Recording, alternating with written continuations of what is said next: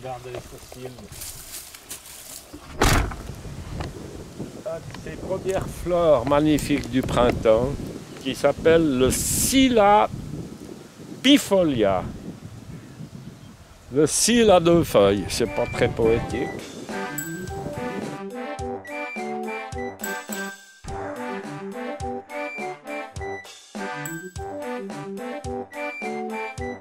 Famille du lys dans le temps.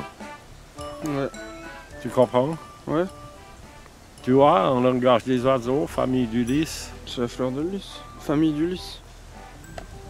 Famille du lys. Ouais. Du lys. Alors je vais te prouver pourquoi c'était de la famille du lys. Ouais. Regarde, François. On va faire une chose. On va en prendre 6. 1, 2, 3, 4, 5, 6. Voilà.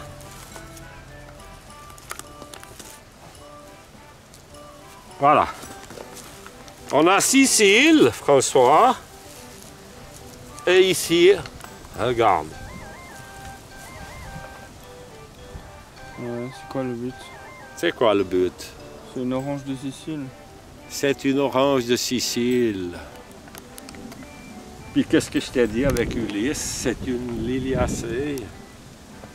Je ne me rappelle même plus ce que je t'ai dit. Enfin, tu couperas, quoi. Voilà le rapport, François, entre Ulysse, le Scille et la Sicile. Pourquoi? Parce qu'ici, on a Sicile. Oh là là. De Caraïbes en Scylla. Voilà, tu comprends le rapport. Les oranges de Sicile. Et de Caraïbes en Scylla. Donc ça, c'est le Scylla en latin. Mais seulement, c'est un jeu de mots un peu bête que je fais. Parce que le Scille, ce Scille ici, c'est S-C-I-2-L-A. Tandis que Caraïbes en Scylla, c'est S-C-Y-L-A. Dans la mythologie grecque. Et Caraïbes en Scylla, ça voulait donc dire, ça veut dire maintenant en français, que tu es ballotté d'un coin à l'autre. Ouais, tu sais pourquoi? Oui, je sais pourquoi, parce que dans le détroit de Messine, entre la Sicile et la péninsule italienne, il y avait des courants très forts. Et les bateaux qui passaient, ils étaient ballottés d'un coin à l'autre. Puis d'un côté, il y avait les récifs, et de l'autre côté, il y avait un tourbillon qui les Voilà, pétait. tout à fait, François. Et Et ils ont appelé le tourbillon Charybde, et ils ont appelé les récifs Scylla. Caraïbes. Oh, Charybde. On dit Caraïbes. Ça s'écrit Charybde, mais on dit Caraïbes. Seulement, pourquoi la Sicile et l'Italie, qu'est-ce qu'ils viennent foutre ces deux coins dans la mythologie? C'est parce que... Parce qu'Ulysse s'est paumé. Peut-être, non, mais tout ce monde était le monde grec, du temps des Grecs.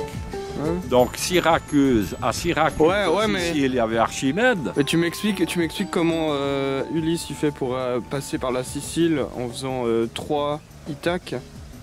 En faisant? En allant de Troie à Ithaque, il passe par la Sicile, parce qu'il s'est perdu. Ouais, ils étaient perdus, tu crois? Ouais. Ouais. Dans la légende, il se perd. Mais n'empêche, bien sûr, peut-être la légende, mais quand on pense à ça, Ulysse, c'est l'Odyssée. Ouais. Qui a écrit l'Odyssée? C'est Homère. Ouais. Bah c'est des conneries. Enfin, Non, c'est des légendes. non, non, mais Homère. Oui, mais c'est des légendes. Ben oui, mais c'était un grec, Homère. Ouais. Mais c'était un grec de Grèce, je suppose. Enfin, j'en sais rien. Ouais, peut-être qu'il était d'Égypte, on n'en sait rien. Hein. Ouais, mais en tout cas... Bah, Archimède, il était d'Égypte. Hein. Non, il y en a un qui était à Syracuse, c'était lequel? Donc, qui était en Italie, à Syracuse. Ah, bah, peut-être que c'est Archimède qui est en Italie. Archimède, justement. Tout ce monde-là était le monde grec à l'époque. Et c'est quand même merveilleux, pourtant, c'est pas tout près, mais que Homère ait écrit Caraïbes en Scylla, cette histoire-là, parce que c'était, en somme, en Italie, loin de la Grèce. Ouais. Voilà, François, c'est Ouais, mais c'est génial. Tu sais pourquoi je t'ai dit ça? Non. C'est parce que sur cette plante, eh ben, j'avais rien à dire. Pas grand-chose, à part qu'elle est magnifique. Et que c'est une très belle fleur du début du printemps. Mais en somme, c'est une fleur qui n'a pas de vertu médicinale, puisque c'est une liliacée, donc elle est sûrement un peu poison. Et c'est une plante à bulbe, hein, donc il y a un bulbe, comme toutes les liliacées. Bah franchement, et voilà. franchement, elle ressemble à une fleur de lys et elle est bleu roi. T'aurais pu dire des choses sur la France aussi. Voilà, peut-être. Au lieu de parler des Grecs. Peut-être. Bon, je retire mon attirail. Puis maintenant, on va voir autre chose à mon compte, peut-être.